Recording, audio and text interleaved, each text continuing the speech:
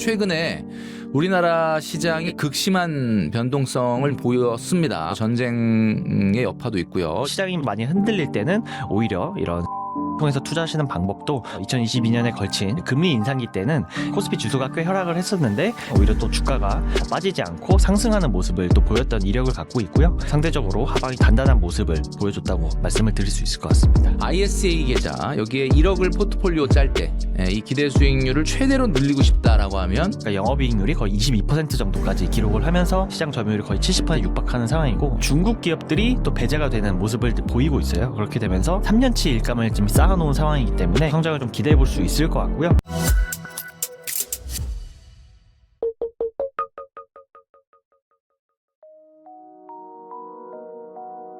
네, 여러분 안녕하십니까. 부티풀 인터뷰 시간입니다. 자, 최근에 발표된 수출입 동향을 보면은 우리나라가 사상 최초로 일평균 수출액이 35억 달러를 돌파하면서 또 거기다가 13개월 연속 무역수지 흑자를 기록을 하고 있습니다. 최근에 여러분도 아시겠지만 반도체 수출이 워낙 또 뜨겁고요. 그리고 방산, 조선 그것뿐만 아니라 화장품, 음식료 등 다양한 산업에서 각자의 자리에서 또 경쟁력을 빛을 발하고 있는 그런 느낌입니다. 자, 그래서 오늘은 한국투자신탁의 박지환 차장님을 모시고 우리나라의 수출 관련된 산업들, 이와 관련해서 ETF 상품들 관련해서 이야기를 나눠보도록 하겠습니다. 차장님 반갑습니다. 네, 안녕하세요. 네, 차장님 여러 번 나와주셨고 또 네. 오늘도 여러 가지 좋은 이야기를 해주실 거라고 보는데 최근에 우리나라 시장이 극심한 변동성을 보였습니다. 전쟁의 여파도 있고요. 이 와중에 외국계 증권회사 같은 경우는 우리나라의 증시 상황을 엇갈리게 전망을 하고 있습니다. 현재 우리나라 수출은 굉장히 사실은 호황인 것 같은데 최근 대한민국 수출 산업의 현 위치 이런 것들을 한번 이야기를 해주시죠. 네, 먼저 말씀 앞에서 주신 대로 우리나라 수출 시장이 또 굉장히 최근에 긍정적인 모습을 보여주고 있습니다. 반도체나 방산, 조선, 원전 등 다양한 수출 효자 아이템들이 많이 나오고 있는 상황인데요. 이 배경에는 저희는 미중 패권 경쟁이랑 에너지 안보 이런 이슈들이 또 있다고 생각을 하고 있습니다. 그래서 시간을 되짚어 보면은 2020년 당시에 팬데믹 당시에 글로벌 공급망이 아무래도 중국이라는 한 나라에 이렇게 의존하고 있다 보니까 이런 부분에 있어서 미국이 어느 정도 리스크를 인지하면서 공급망 재편이랑 아니면 제조업 부활 같은 이런 또 우선 과제를 또 명시를 많이 해놨는 상태인데요. 그러다 보니까 미국이 우리나라를 핵심적인 제조 파트너로 삼으면서 우리나라 역시도 수출적으로 호조를 보이고 있다 이렇게 요약을 해볼 수 있을 것 같고요. 최근에 또 미국의 트럼프 대통령도 공장을 미국 내에 지어라 이런 얘기를 많이 하고 있기 때문에 우리나라 기업들이 미국의 대체 불가능한 핵심 파트너로 확고히 자리매김하고 있지 않나 그렇게 생각을 하고 있습니다. 네. 그래서 지금 말씀 주셨던 것처럼 최근에는 프렌드 쇼어링이라는 단어가 자주 나오고 있습니다. 그래서 여러분도 잘 아시겠지만 불닭볶음면이라든지 K-팝 데몬 헌터스라든지 우리나라의 또 화장품 이런 어떤 음식료 이런 거 관련된 문화죠. 사실 이런 문화 산업까지 수출 아이템으로 새롭게 떠오르고 있고 우리나라의 이 어떻게 보면 새로운 수출 아이템이 해외에 이렇게 문화적으로 스며들고 있다라는 생각이 드는데 이거 어떻게 우리가 이해해야 할까요? 네, 말씀 주신 것처럼 음식료나 엔터, 화장품 같은 또 새로운 이런 산업에 대한 수출이 많이 일어나고 있는 상황인데요. 말씀 주신 뭐 삼양식품의 불닭볶음면 챌린지나 아니면 또 캐대언, K-팝 데몬 헌터스에 나왔던 골든이 또 K-팝 최초로 그래미 수상을 또 하기도 했고요. 외국인들이 우리나라 사람들을 만나면 가장 또 궁금해하는 게 피부 미용 쪽이에요. 그래서 화장품 어떤 거 쓰냐 이런 것도 많이 물어보는데 뒤에서도 또 자세히 말씀을 드리긴 하겠지만 이런 문화적 측면의 K컬처가 또 해외로 수출이 되다 보니까 이거 관련된 산업들이 또 많이 각광을 받고 있는 상황이다 이렇게 보실 수 있을 것 같고요. 종합적으로 보면은 우리나라가 잘하던 반도체를 필두로 해서 방산, 조선, 원전 이런 제조업 바탕에 올드 이코노미가 또 부활을 한 상태이고요. 그리고 음식료, 엔터, 화장품 같은 이런 K컬처들 관련된 뉴 이코노미들이 또 다시 또 이게 추가가 되면서 전 세계에서는 어느 나라도 갖고 있지 못한 그런 수출 포트폴리오를 갖고 있다 이렇게 분석을 해볼 수 있을 것 같습니다. 네. 지금 차장님 얘기만 들어도 너무 기분이 좋네요. 뭐 반도체나 자동차에 이렇게 국한됐던 느낌에서 여러 가지의 어떤 산업 아이템들이 지금 등장하고 있는 것 같습니다. 이런 상황에서 우리나라의 수출 현황, 좀 전에도 말씀을 드렸지만은 왜 이토록 이렇게 주목을 받게 되고 있는지 뭐 이렇게 포트폴리오가 다양해지고 있다라는 말씀을 주셨는데 각기 어떤 장점과 강점을 갖고 있어서 이렇게 전 세계적으로 우리나라의 수출 아이템들이 경쟁력을 갖게 된 것인지 그걸 조금 구체적으로 얘기를 좀 해주시죠. 네, 먼저 투자자분들 입장에서 봤을 때 단순히 수출 비중이 높은 기업들보다는 각각의 경쟁력을 갖고 있는 기업들이나 산업들을 봐야 된다고 생각을 하는데요. 그래서 저희는 크게 세 가지로 분류를 해봤습니다. 그래서 첫 번째는 병목이 또 화두가 되고 있기 때문에 대체 불가능한 아이템인지 아닌지를 이제 첫 번째 기준으로 삼았고요. 두 번째는 중장기적인 구조적 성장이 나와야 되기 때문에 수주잔고나 장기 계약 같은 여부 가능성을 두 번째 기준으로 삼았습니다.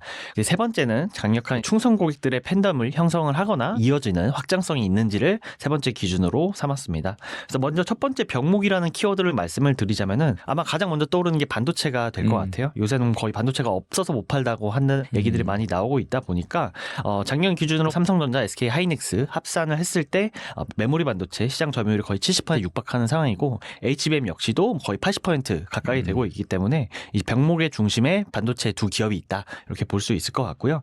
그리고 또 지금은 반도체가 병목이긴 하지만 저희는 앞으로 또 AI 데이터 센터가 건설되고 나면은 에너지 쪽에 또 병목이 올 거라고 생각을 하고 있습니다. 그래서 여기서부터 또 파생되는 병목이 바로 전력 인프라.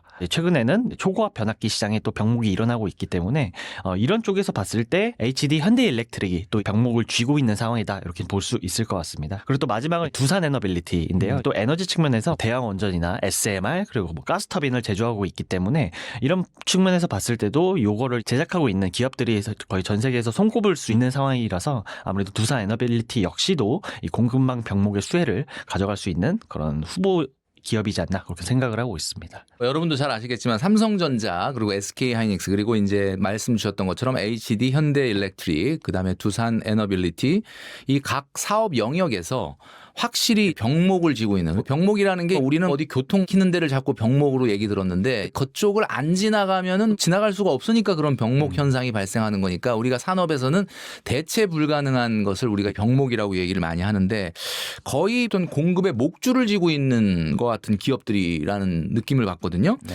두 번째 포인트가 또 수주 잔고 이거에 해당되는 기업들일 텐데 이런 기업들은 어떤 기업들이 있을까요? 네, 먼저 수주잔고 키워드를 떠올리실 때 약간은 또 의외라고 생각을 하실 수가 있는데 바로 삼성바이오로직스입니다. 최근에는 미국에서 또 생물보안법이 통과가 되면서 네. 중국 기업들이 또 배제가 되는 모습을 보이고 있어요. 그렇게 되면서 삼성바이오로직스가 대안으로 떠오르고 있다 보니까 아무래도 반사수혜를 기대해 볼 수 있는 상황이고요. 글로벌급 생산 능력을 또 바탕으로 해서 거의 한 28조 원 규모의 수주잔고를 확보해 놓은 상태이고요. 그렇다 보니까 글로벌 빅파마들의 또 핵심 파트너로 자리매김을 하고 있는 상황입니다. 그리고 그 다음은 뉴스에서도 아마 많이 보셨을 테지만 방산 쪽에서 하나 에어로스페이스인데요. 과거 방위산업 같은 경우에는 아무래도 내수 위주의 산업이었기 때문에 수출이 제한됐던 반면에 러우 전쟁 이후에는 또 수출을 통해서 다시 태어난 산업이다 이렇게 평가를 해볼 수 있을 것 같은데 그중에서도 이제 하나 에어로스페이스 같은 경우에는 스테디셀러로 손꼽히는 K9 자주포나 천무 같은 이런 아이템들을 앞세워서 수주잔고를 작년 말 기준으로 한 37조 원까지 이미 확보를 해놓은 상태입니다. 근데 이게 연 매출이 한 8조 원 정도 나오기 때문에 이거를 계산해 봤을 때 거의 4.5년치 수주잔고를 쌓아뒀다고 볼 수 있을 것 같고요. 그렇기 때문에 또 구조적 성장을 기대해 볼 수 있는 요인이라고 보고 있습니다. 마지막은 방산과 비슷한 조선업을 말씀을 드릴 텐데 이제 HD 현대중공업 같은 경우에도 3년치 일감을 지금 쌓아놓은 상황이기 때문에 이런 부분에 있어서 또 구조적 성장을 좀 기대해 볼 수 있을 것 같고요. 그리고 또 미국이 아무래도 조선업이 좀 약하기 때문에 이제 미국이 직면한 조선 공급망에서도 또 역할을 할 수 있는 상황이다 보니까 전략적 파트너로 이미 낙점이 된 상태라고 보시면 될 것 같고 또 최근에는 고부가 가치 선박, 뭐 LNG 선박 같은 경우가 수주를 많이 받게 되면서 수익성 또한 높아지고 있기 때문에 또 이런 부분에서 프리미엄을 줄 수 있는 수출주이지 않을까 그렇게 생각을 하고 있는 상황입니다. 요새는 또 무형자산 혹은 또 IP를 활용한 팬덤 아까도 말씀해 주셨는데 엔터라든지 또는 음식료라든지 화장품이라든지 이렇게 어떤 문화적 요소와 융합이 된 이런 K컬처들 이런 것들이 또 해외 소비 시장에 또 이렇게 스며들고 있잖아요. 네. K컬처가 이제 브랜드 IP를 확장성을 통해서 전 세계 소비자들의 라이프 스타일에 침투가 되어 있는 상황인데요. 아무래도 또 무대가 글로벌 무대다 보니까 해외 수출 비중이 또 굉장히 높고 그만큼 또 영업이익률도 높은 특징을 또 갖고 있습니다.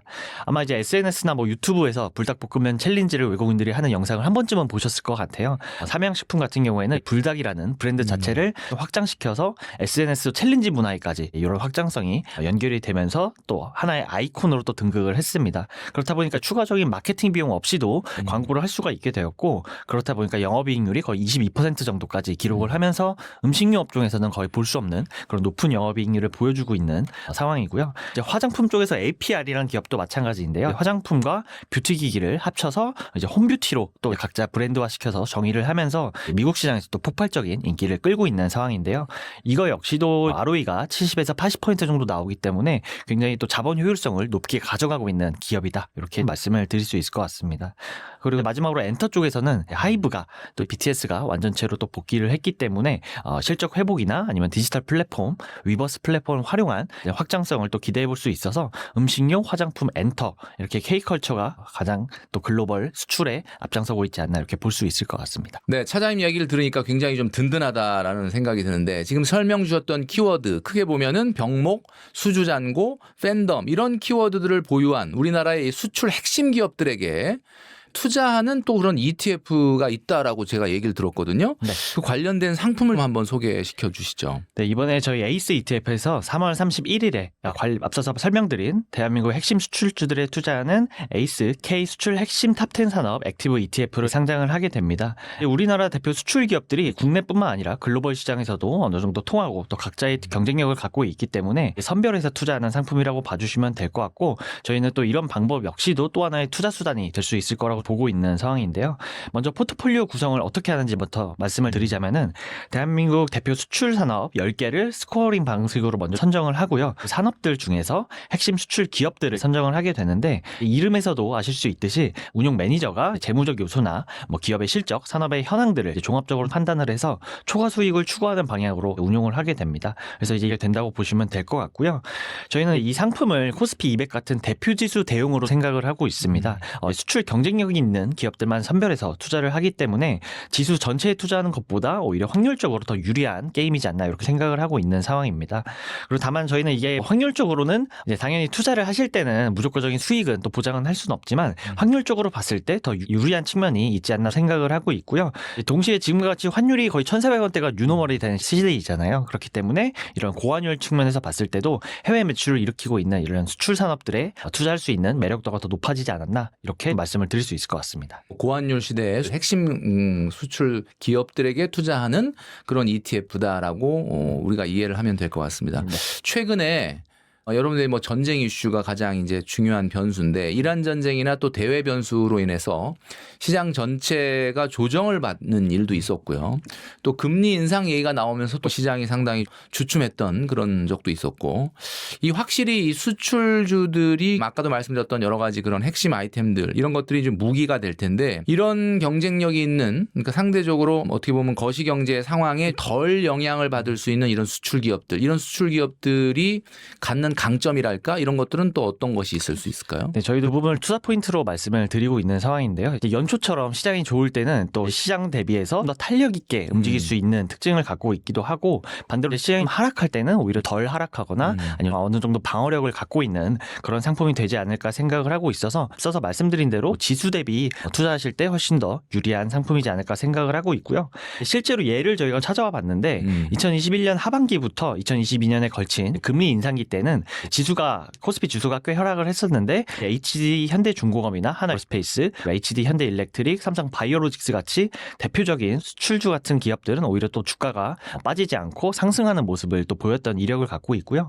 금리에 대한 아무래도 영향을 덜 받았다는 사례로 한번 말씀을 드려볼 수 있을 것 같습니다.